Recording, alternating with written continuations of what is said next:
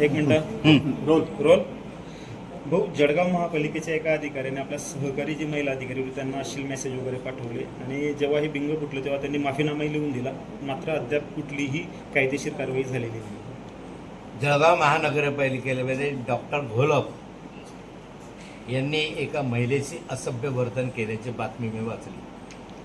असभ्य वर्तन करण्याच्या संदर्भामध्ये त्या महिलाने आपली तक्रार पोलीस स्टेशनला दिलेली आहे किंवा त्या आयुक्तांकडे दिलेली आहे.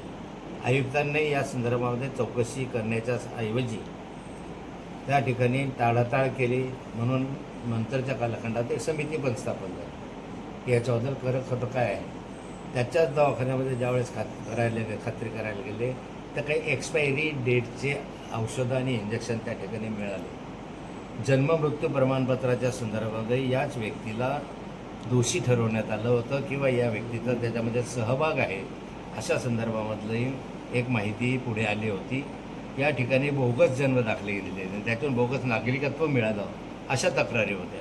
म्हणजे अशा गंभीर स्वरूपाच्या तक्रारींच्या मध्ये, आणि ही तर महिलेची सिरियस तक्रार आहे, असं तक्रार असताना आयुक्तांनी स्वतःहून या संदर्भामध्ये कारवाई करण्याची आवश्यकता होती, स्वतःहून खात्री करण्याची आवश्यकता होती.